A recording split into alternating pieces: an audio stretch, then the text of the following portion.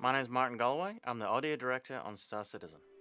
Now, we just finished the first of our orchestral recording sessions, and of course that's to satisfy the stretch goal that we reached back in November of 2012.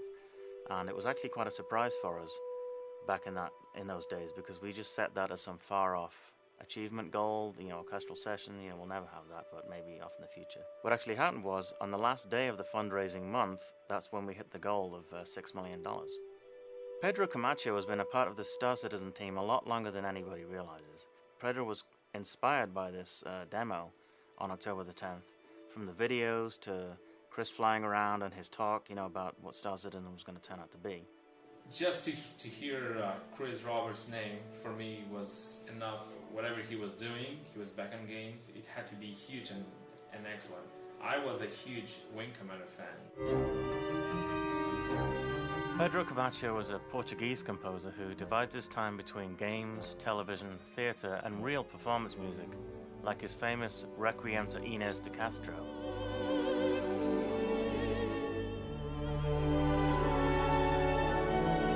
Pedro has already composed for over a dozen games, but I think Starcitizen is his biggest project so far.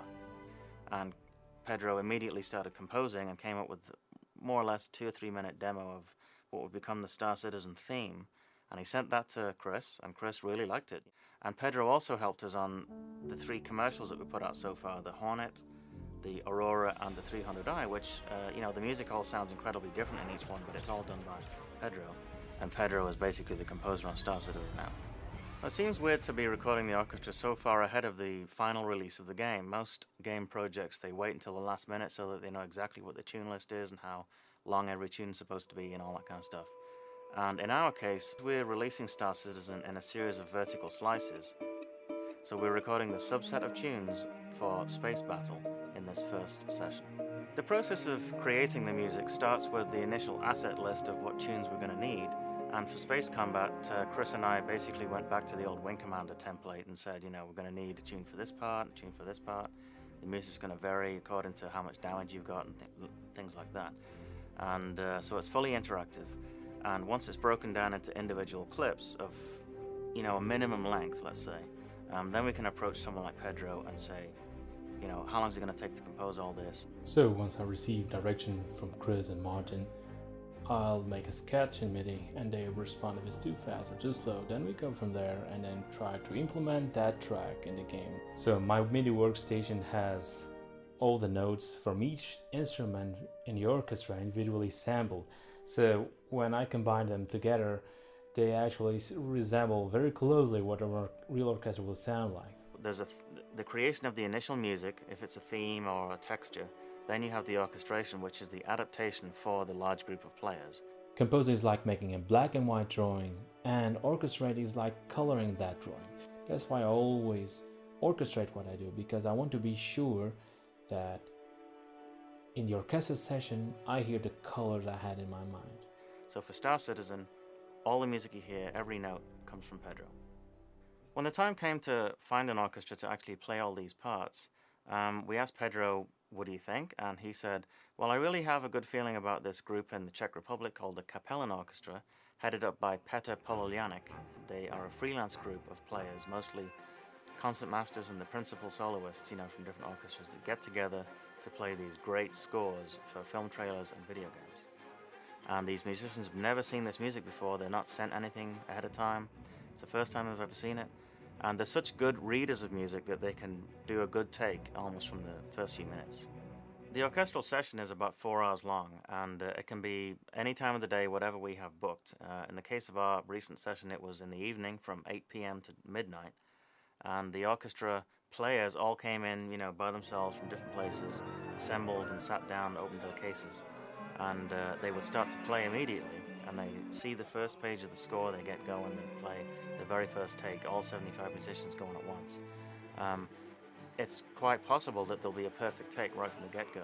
They need to warm up a little bit, but you always record from the get-go in case there's a great take. The very first piece of music that Pedro submitted was the Starcitizen theme. And when we have a theme, we basically encapsulate an entity and all of its good sides and bad sides and details into one piece of music. And so we can say, when we're playing this piece of music, you think of this entity. Whether it's a person, a landscape, a planet, a nebula, dangerous environment, or, just the entire franchise. There are several key themes that will be used throughout all the composition of Starcitizen soundtrack. These themes will be readapted to give a more adventurous or a more sad feeling to a certain moment of the game. For example, Starcitizen's main theme will be reused many times during Squadron 42 storyline in the most important key moments of your adventure. Our game is no different from a regular film recording session in that it's a bunch of takes. When you play a music CD of the score of a film or a game, and each track sounds like it's complete, it's actually several takes spliced together with a lot of editing skill. And we have engineers that listen to the orchestra as it's playing and make little paper check notes and that kind of stuff as the performance is going through. And if they ever hear a dull note or something that could be improved on, they make a note. The rule of thumb is that you get between 5 and 7 minutes of final music end to end from each 4-hour block, which doesn't sound like a lot, but it's 5 to 7 minutes of perfect music.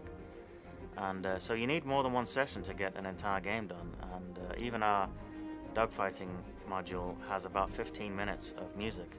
And I'm looking forward to that. This is always one of the most fun parts of the job for me. It's not just artists and designers. You get a violin player working in the game. It's a great thing.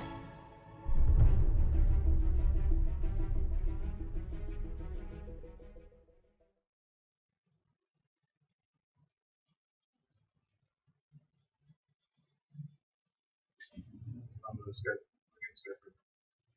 All right. You're on yet? No. Not yet. Eye on it? Yep. Okay, so hey guys, a couple of things. One, we'll have a $32 million letter later on as soon as I can get out of the conference room and Ben can get out of the conference room, so probably after the live stream's over. We have Martin Galway online Skype here. You just saw the orchestral up. Yes, show. Yes, accept, please. There we go. And Pedro. Hey, Pedro. How you doing? Hey. Hi, Pedro. You heard and saw some of Pedro's awesome work, and we thought it'd be kind of fun for the community to ask Pedro and ask Martin questions about music and the sound in Starcitizen.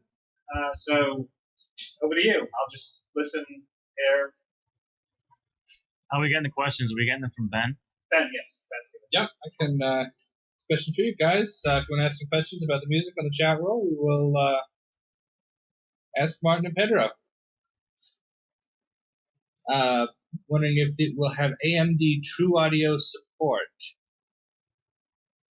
I'll take that one. That's a yes. Chris committed to that at the AMD event, so yes. All right. What's your inspiration for the music you've done so far? Squadron 42 and Starcitizen. Yeah. Well, it's Chris and Chris Roberts because of all his lifetime work, and of course the game itself, which is absolutely amazing. I want to play it. I can't wait to play it. To be honest, can't wait. Wondering if Pedro does music besides classical pieces.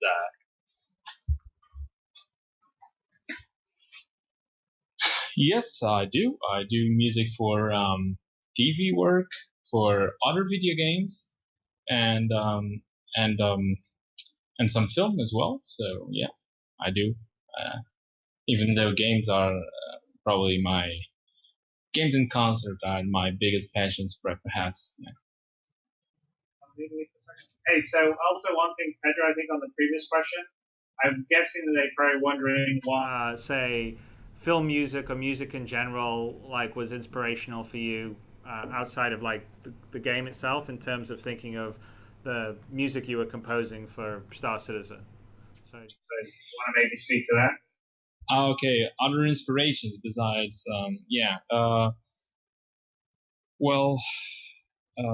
there was a movie I really enjoyed a long time ago, which was The Last Starfighter.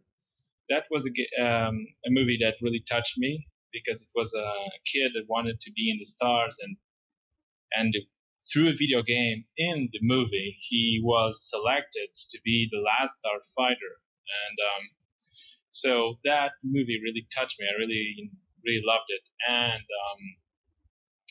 and Star Citizen is kind of like that. It reminds me of that movie. Of course, there are other movies that really inspired me, like Super 8, like Star Trek. Of course, that's I think that's everyone always have that inspiration as well.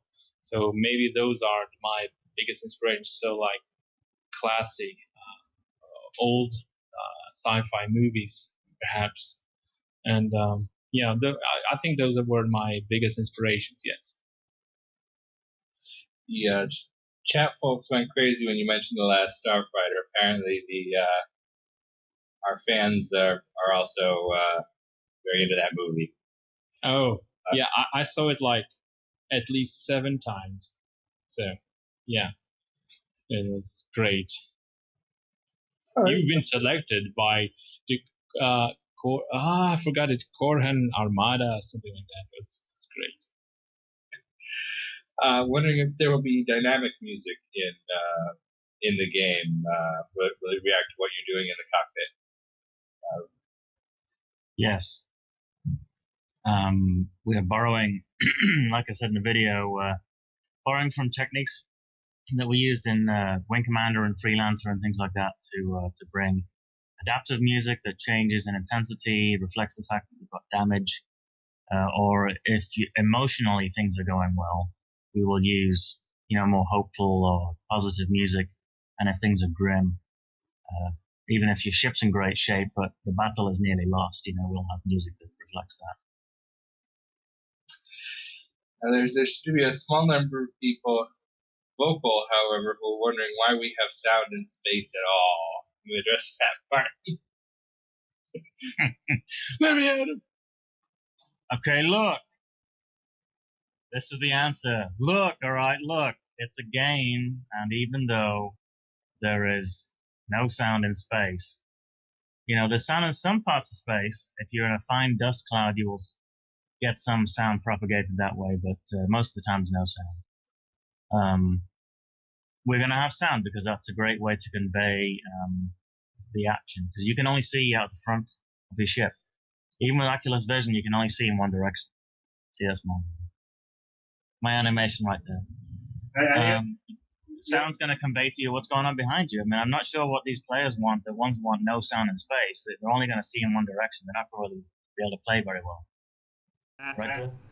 Yeah, well, the other thing there's a certain amount, obviously, like in Star Citizen and Squadron 42. I mean, there's dramatic license, right? So, really the future of space combat and what would happen would be, it would all be drones. You wouldn't have humans be doing it because we can't tolerate the forces you would have in the bodies, and it's a whole bunch of other reasons. So we're sort of going for a sort of, it's almost a science fantasy, right? So Star Wars could be deemed as a science fantasy. Battlestar Galactica could be deemed as a science fantasy. So it's sort of taking some things that we know from, history, our past, and sort of putting it into the future. And so, yeah, you kind of think that you want to have sounds, and but even I would say Gravity, which is a pretty accurate film in terms of space. I mean, there is sound in that. I mean, when you're in your suit, there's definitely sound because there's oxygen around. It propagates. When you're in a space station, there's sound.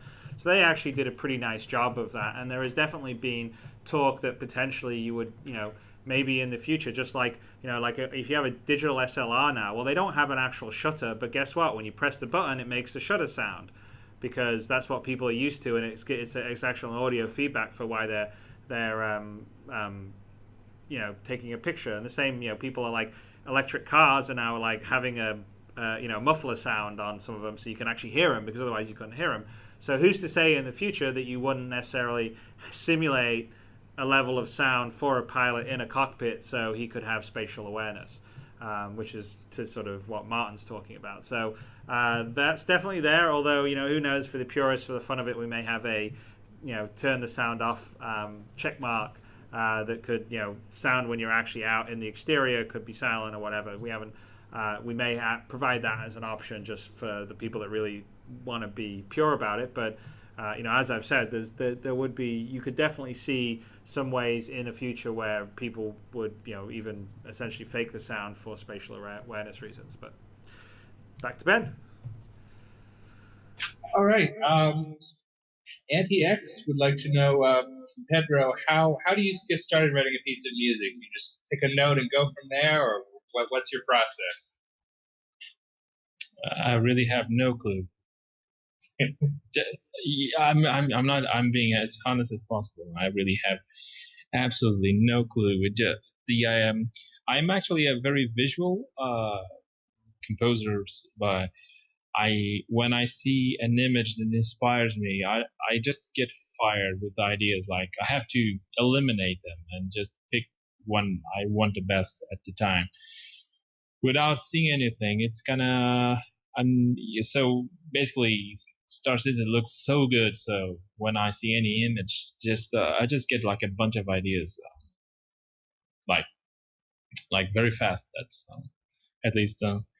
Of course, then there is the time to produce it and orchestrate. That's a technique part. It's not all inspiration. There is a lot of technique, a lot of study you need to have to make it actually sound like a music. But I think he's mentioning like the start, like the ignition of a new piece, and that part is just like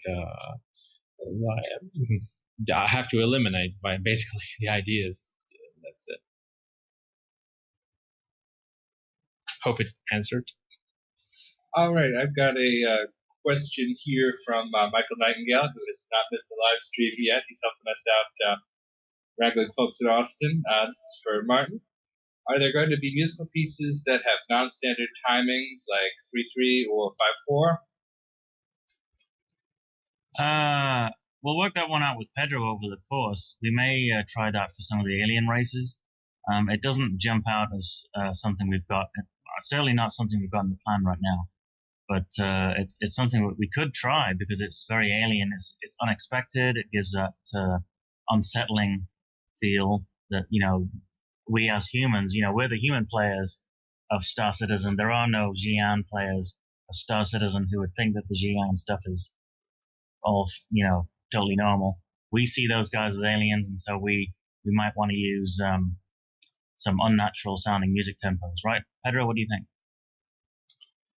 Yeah, I basically agree with you. Yes, I agree with your opinion on that. Nothing further to add. Pedro and I are on the same page when it comes to that. Have a lot of people asking about other types of music, rock, jazz.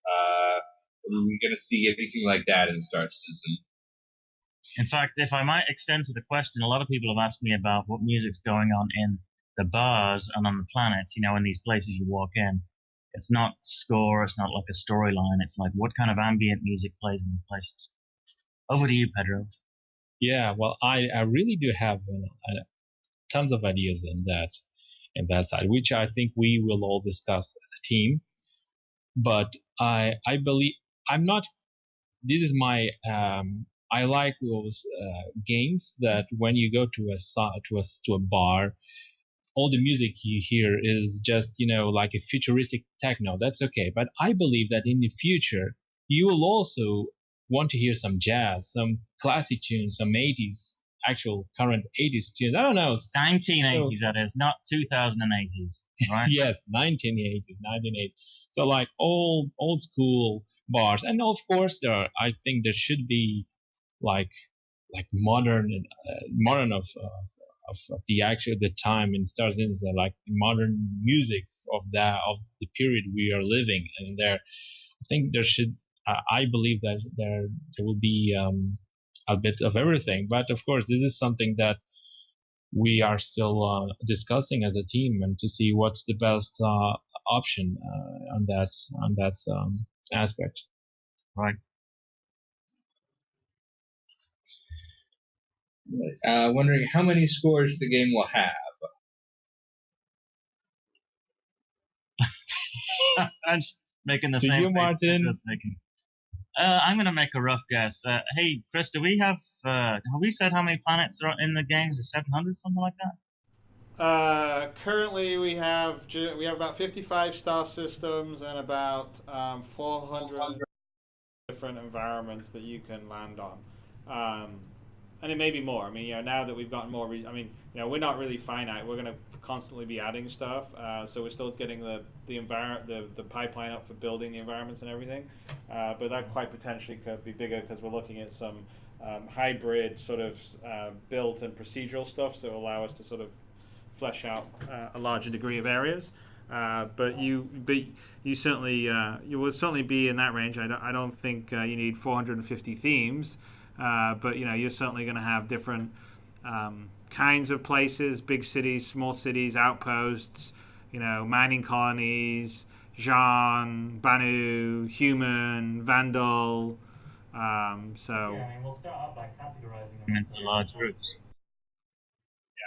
I think it's just going to. It's this whole. The whole Star Citizen is just going to be an ongoing content job. I tell people that start on it, it's like, no, you're not. This isn't like you're on a game and it's for just 2 years and you're shipping this thing. It's like basically, if you want to make Star Citizen your career, you can do. You could be happily composing in 10 years' time new music for Star Citizen. It's not particularly finite. It's sort of an ongoing process. Which is both kind of exciting and scary at the same time. Right, so to answer the original question, we're going to start off by categorizing the entire Star Citizen universe into big areas like all desert planets and all, certain alien planets and that kind of thing, and each one will get their own theme, or entry music and landing music and the other kinds of events that we're going to use.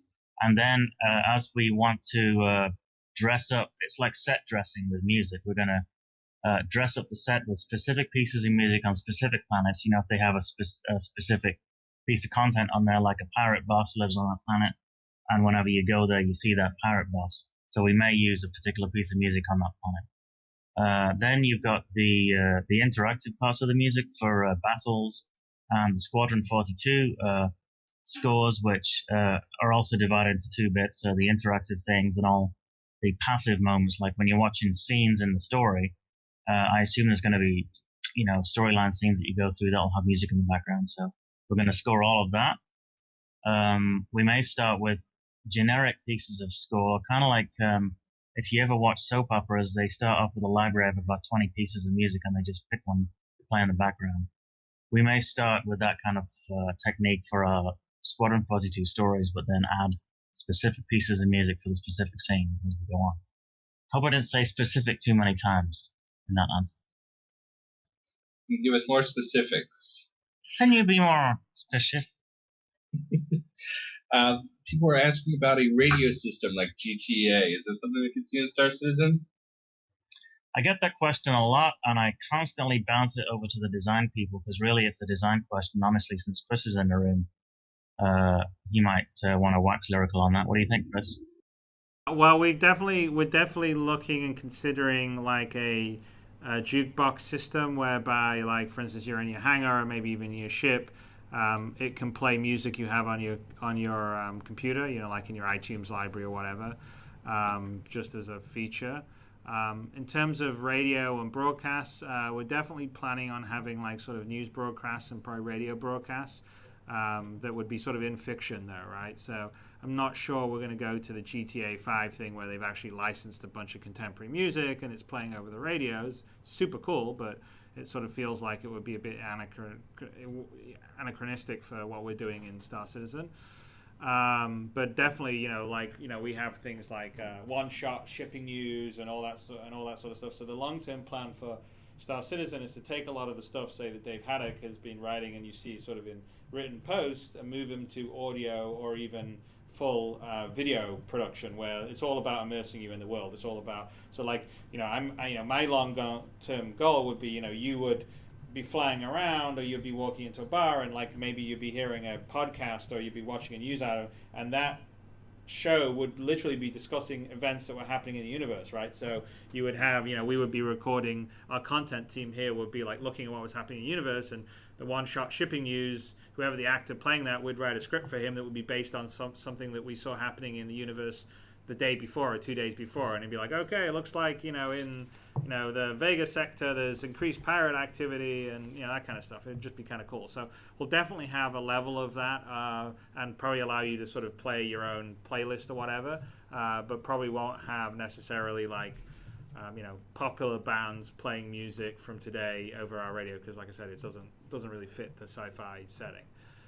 But that's not to say we wouldn't occasionally sort of come up with some sci-fi, whatever, like think of it like dubstep or Daft Punk or something. We come up with whatever our futuristic like music would be, and we would occasionally have that playing over the radio or something, because that could be kind of cool and immersive. Chris, hey, so a lot of people have asked me about this. We don't have to make a decision on it right now, but players want to create their own radio stations with whatever programming they produce, and it could be a 24-hour stream, and we could potentially integrate that into our game and play the basically amateur streams, but they're in fiction radio broadcasts. Does that seem something you'd want to do? Yeah, no, I think that'd be really cool. I mean, I think that would probably be sort of quite easily supported with the system that I'm talking about anyway, because you're basically just plugging into sort of audio streams. But yeah, that would definitely be cool. I mean, that's part of the idea. Part of the idea would be that, yes, we're guiding the world and we're sort of designing on a big scale, but a lot of the content and the drama, or like what's happening, is coming from the players. So, that's great. I mean, like the stuff that the community's done so far is amazing, just the level of videos and care and all the stuff they put into it. And I definitely think that would be, people could have, whatever, they, maybe you buy a license to have your own like radio broadcast station, and, instead of selling owning a store to sell stuff, that's what you do. I don't know. I mean, it could be pretty cool.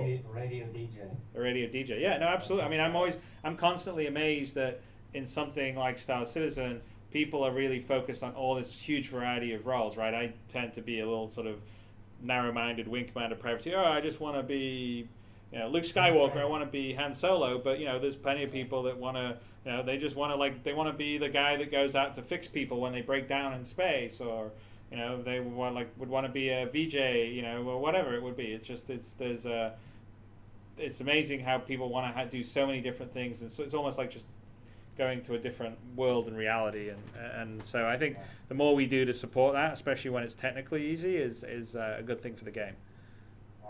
Hey, let's get it back to a music question, since Pedro's sitting there falling asleep. Yeah, I'm fine here. I'm fine. Don't worry. Pedro, we've got a user who'd like to know if you use any granular synthesis in composing. What do you mean by synthesis? Like a synthesizer itself, or? I think electronics to simulate. Yeah. Yeah. I do use many synths. I'm a fan of many. I've worked with Rob Pappen a lot, like designing his, helping him in his synths. I think if the people are asking that, so they probably know Predator, Blue, and his those are synths I really like. I really do like Zebra from UHE, Zebra, and Diva a little bit as well, but I like Zebra a lot. Massive from Native Instruments is great.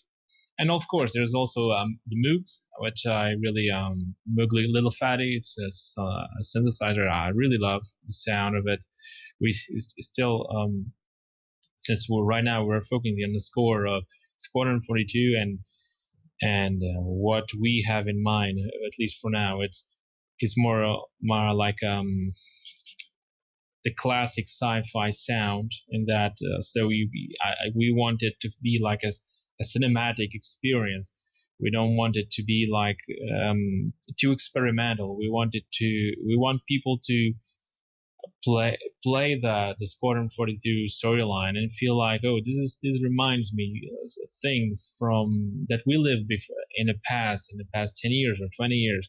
So Squadron 42 has a more classy sci-fi scoring than more accessible, more heartwarming music to me. I'm not saying that synthesizers are not heartwarming, which are to me, but maybe they're not for the majority of people. I think almost everyone loves hearing a beautiful string section playing a theme with a lot of expression, and it will fit perfectly in a sci-fi score, in my opinion. Then there will be, of course, as we spoke before, with all the different landscapes and planets and things like that, we will progressively integrate synthesizers. The main theme already has some synthesizers in there, and in the more more strange planets, if I may say so, we might go more experimental in terms of music. It's like as Chris said, it's like an ongoing experience during time, and we will build a game with all of us, literally with all of us, all the team and every player. And so let's see what the future is holding for us. I'm also wondering if there will be non-orchestral ambient music in space. Yes, non-orchestral. Yeah. If we right now we are focusing on the orchestral score, but I always say something about music, which is for me there are only two kinds of music, which is good and bad music. I try to make the good music, but now what defines good music is just good writing. It doesn't have to be with orchestra. Orchestra I love orchestra personally, but it doesn't have to be always orchestra. There might be some corners of the galaxy where the orchestra will not fit at all, but as I said, it's with time I think we will discover in which ways we should use orchestra or not. I believe. I don't know. So yeah, I mean, there was even I remember like there was a piece that we haven't shared yet, but there was some exploration of kind of like almost a mood in a nebula that you did a while ago, Pedro, and that was pretty much all. It was all synth, and it was sort of felt appropriately synth, right? Which is the sort of stuff you couldn't necessarily do on with orchestral. So I would say that. Well, I was just saying that. I mean, I would just say that we use a combination of even when the orchestral stuff, you still have some synth elements because there's a sound with a certain synth sound that you don't get with an orchestral instrument. So we combine those, and some places it may be mostly orchestral, and some places it may be more synth, and we may have some places where it just could be sort of a soundscape versus necessarily something that's melodic. So I guess the answer would be yes. Great. This might be our final question, I think, coming up.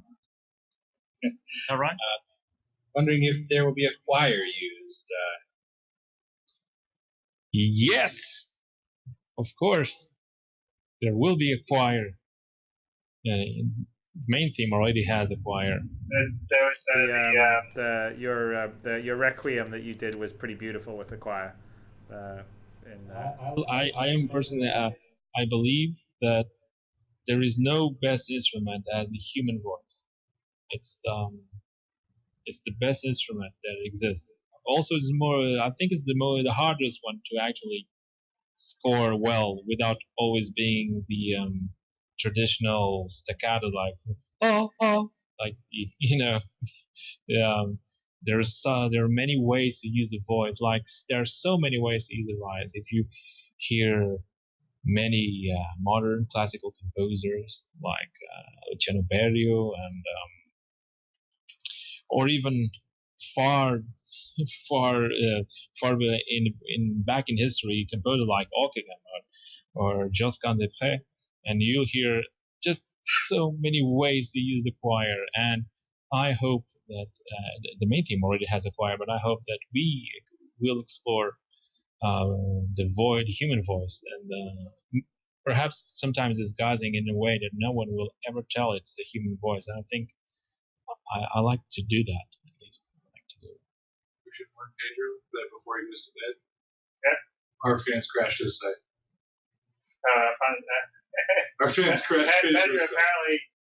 And tradition of Star Citizen, our fans have now crashed your site because they've all going there to check it out. My God. Have I said? To be proud, you should be proud. Cool. So That's why I was not able to upload anything. I was trying to upload and I couldn't. Like, oh my God, what? Well, never mind. Sorry. Well, yeah, crash. Don't worry. That means I must change my server. I thought I had a dedicated server. Guess I don't have it after all. Star Citizen, you need more than one. You need a whole load balancing server to distribute to sub servers and everything. It's yeah. Well, you can visit YouTube. YouTube. Ben, you got One more. I think we're coming close to the next section, so let's take one more. What sort of instruments will be used in the music? But what instruments have been used in the music you recorded so far? Is it primarily brass or strings or what?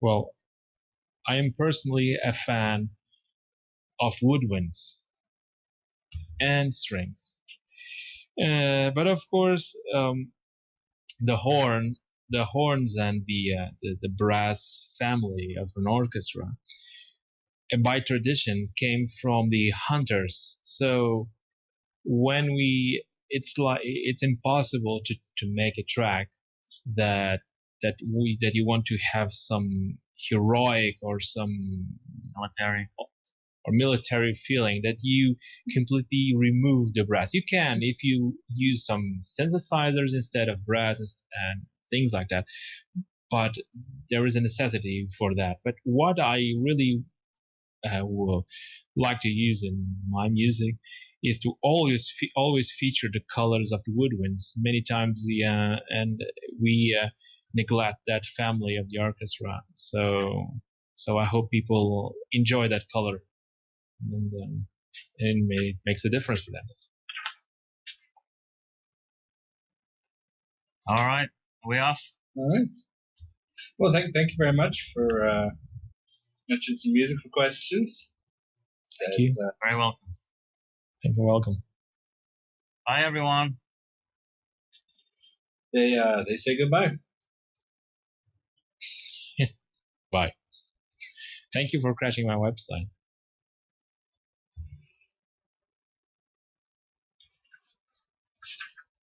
All right. Next up, we're going to bring in some of the team here in Austin to talk about what we're doing out here. So give them a ring right now. You want to roll and gather them up? Yep, they are ready to come in.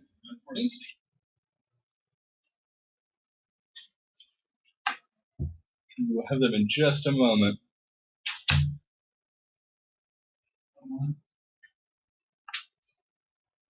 So, anybody want to buy an Idris? Do I need to run again? It's Brendan. Hi. All right, am I on? Us people. Yep. Forrest, yeah. Forrest, Brian, Brendan. Brian's not here. Brian's here. All right, well, Forrest to do. Oh, all right. Maybe Eric. Maybe Eric. All right, we've got Forrest and Brendan here to talk about some of the work we are doing in Austin. What kind of work are you doing right now in Austin? Well, we're concentrating on PBR rendering to give our whole engine a graphical facelift. We're concentrating on our environments and how we're going to build out so many environments in a reasonable amount of time. So we're concentrating on this modular tier system. Mm-hmm. And then, yeah. So tell me more about PBR. I think this is the first everybody's hearing about that. What is it? Do you want to give the programmer a lecture on PBR? Sure. PBR is kind of we approach art. We refactor the way we approach art so that we're aiming to make objects react naturally to light. So we can express surface materials better. Our metals should look a lot better. Our plastics, our leathers, everything should look a whole lot closer to the way they do in reality and react to varying light conditions pretty well. Let's see, So on the game art side, one of the big changes is the difference between how we do our specular maps. Before, you kind of just kind of fake your diffuse texture into looking like a specular map, and there's really no realistic approach to how you do your specular maps. And now we're able to fake a real index of refraction to the specular map, which allows our metals to react react to light as it should in the real world. It allows our plastics to do the same. It allows our flat materials, just basic diffused materials like concretes, or. We're getting asked what does it stand for. So PBR stands for physically based rendering. We're aiming to match the real world reactions of materials as we light our levels. Just things should look much closer to the way they do in the real world. And it looks spectacular. We're gonna show you a little bit of that in the near future. Just the improvement it's gonna make just in the hangar modules is just incredible.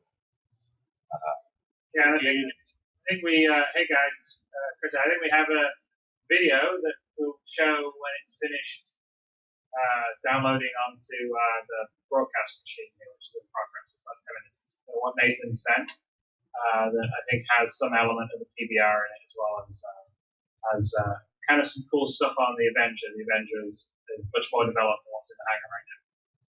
Right, yeah, the Avenger has actually been completely ported over to the PBR, so that'll be a great looking improvement of our rendering. Another advantage it has is, I don't know if I'm on camera. Maybe you could maybe do the chair thing. You grab that chair and I'll take the chair for us. Yep. I'll scoot the chair this way. Is the assets, it will allow us to reuse assets in different lighting situations better, so it kind of increases art efficiency also. Well, it increases the art direction, as in things will be much more consistent across the board, and so you'll have a consistent art direction, and everything will look much more fluid and more like just one environment, looks as it should, instead of like sporadically have different art styles all over the place. So, talk about this modular work you're doing. What's the story there? We're basing our environment on what we're calling a modular tier system.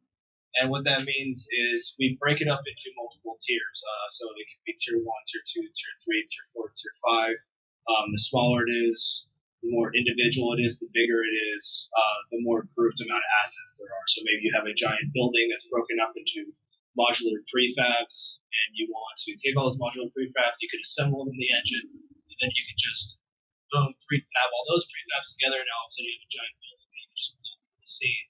It allows you to go inside of it and then break it down in different ways and looks and forms, so you can build out different environments very quickly with the same amount of assets. I can't see it.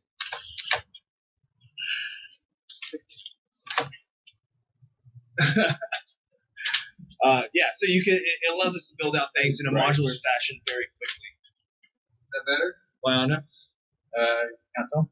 Saving the day. Can I decline or just Whatever that is. nobody can see the camera? Yeah, okay, now you guys are in there. Brendan's a little cut off. Oh, we were getting like this half before us. That's more than I got it. Yeah, that's plenty. Plenty of force. Right. Nothing but my beard in this scene. Can we talk about the hangar a little? We can talk about the hangar, sure. Yeah. You all know Wingman. So what have we been working on here in Austin? Well, as Chris talked about earlier, we have a lot of people working on dogfighting, but we also are working on what we're going to be doing in the hangar. We've scheduled for two updates. You can't see me at all. That's okay. It's okay, Mike. Don't worry about it. Okay. I'm right there. I'm right over here. Don't worry about me. All right. Fine. There we go. We're all in the same. All right. I can scoot you in too. So there'll be a couple updates coming up. We're looking at what we're going to put into the hangar. We don't want to tell people what it's going to be, but we've got some pretty cool stuff I think they're going to like. Some stuff for the holidays, some secret stuff, and and as Forrest said, we're working on the tier system, and we're also working on the asteroid hangar. We just did a redesign with a ziggurat style of hangars. Working on the Cutlass? Is that Cutlass is ongoing. We are in the process of fixing the landing gear on that, and hopefully we'll get that in the hangar before Christmas. Last thing you want is to have your ship show up without landing gear. Yeah, well, it can hover forever. So you're expecting a hangar patch before Christmas? Yeah, we'll have. We're hoping to have 2 hangar patches before Christmas. You heard it here first, folks. Mm-hmm. Okay. All right. So Forrest was telling us about this modular system he's working on that's going to improve work here. Oh, we got everyone's I think right now. Yeah, I mean that's a pretty big deal, right? It's going to have sliders and abilities to help us create the landing zones and the planet stuff. Give us an overview of what's going to be in there. Think like Dungeon Master, where you kind of what's going on around the economy of the planet and what the population is going to look like, and you should be able to create a first version with the tier system or with the overall system there, and then the guys can go through and hero it out, make it look really good. Now, Outlaw 78 wants to make sure we work on bug fixes. Is that bug fix? We don't have any bugs. Come on. Oh, okay. We have some documented features. Chris has already told us we are not allowed to have any bugs, so we are always working on bugs. Yeah, always, all the time. We get bug stuff all the time, and we're always just kind of prioritize it based on importance. Unfortunately, we also introduced new bugs just because we have so much of the game in development and so many things changing and so much new code and functionality coming in. The new bugs appear, so we're also work on new bugs and try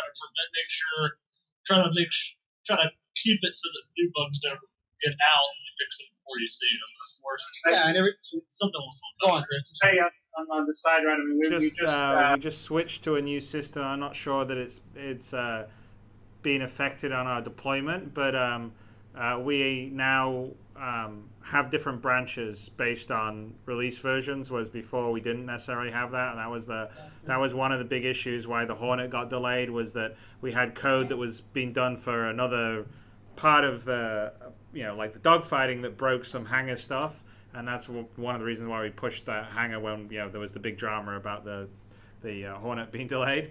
But now what we do is we have sort of branches, so we'll branch when we're ready to do a release, say in the hangar, that can branch off and it can be separate to what's happening on the dogfight, and that's more and more important because we've got not just dogfight and hangar, but we've got dogfight, hangar, first person, boarding, planet side, Squadron 42, and then in some ways we have also a separate also even the back end stuff that you're working on, that's really kind of another branch as well, right, Jason? So there's a lot of different code that's sort of going up, and that's one of our challenges, is how to constantly be delivering code and keeping existing bases that people are using on the public side stable, but also allowing us to be doing R&D while maintaining live stuff. So that's something we're actively continually trying to improve that process and even staff up more people so we can maintain those multiple code bases. Yeah. And to piggyback on what you're saying, to clarify a little bit for the folks who aren't used to development, when we branch something, we usually branch off a certain subset of things features that are in the thing, and then what happens after we release it, then we go back and consolidate those fixes back in and fix those bugs. So it's kind of like you're branching streams off and always bringing it back in, which is a little different. Usually we fix a lot of the stuff at the end, but we're doing this all along the way. So, yeah. And since this is all one, all the modules and everything are all part of one game, so yeah, we try to do it as frequently possible, bring everything back together to try to prevent bugs we might miss if they've stayed apart for a long time. And we use Jira. We track all that stuff. We're bug crushing all the time. Tell me about this asteroid hangar. How cool is it? Well, it's pretty cool. The idea initially is that it's going to, I think, Chris can correct me if I'm wrong, but I believe this is something we're toying with the idea of eventually being the guild style hangar where it builds out down to where you're sitting up top and you're gonna be able to look kind of at an angle. If you know what a ziggurat pyramid is or a step down pyramid, each like the top level's a keystone. It's relatively small, so if you just have a cutlass and you're up top, that's all you see. But if you start having things, bigger ships to put in there, then it'll open up larger areas looking out. So you'll actually be able to look out and see down levels of ginormous amounts of ships. Yeah, it feels like as opposed to before where the hangars just kind of modularly scaled out. Now it lengthwise. kind of feels like it's actually being built into the asteroid. Right, which is exactly. kind of different and kind of, pretty cool, right? Yeah. Especially for that type of hangar. It works pretty well. Yeah, it looks pretty good. We white boxed it out, and now we're white box is tough because it just looks like a white box, but we know it fits now, and now we got to make it look like it's hewn out of rock, and it looks like it's you're in an asteroid somewhere. I don't know if any of our backers have whole pyramids worth of ships. I know Rad does. What if they did? I mean, Sandy's got like all kinds of people that have tons of ships out there. It's amazing. We've seen some cool screenshots from this. That's exactly right, and that's that's a good point, Ben. It's really fun for us when we release these things to see the videos that the fans create in their hangars and the things they're doing. I mean, the one guy had like a 24-hour fish cam going, and then Rad had his drive around buggy down his full car lot of ships. That's pretty amazing. There was a guy who did all those commercials. I wanted to buy. Anything FPS. Yeah, that guy's amazing. I contacted him directly. I like him a lot. Very cool stuff. And of course, Austin is helping out with dogfighting, right? It is. That's a big deal for us. Chris talked about that earlier. So spending a lot of time on dogfighting right now, building out the environment, and then all of the effects that'll go along with the ship.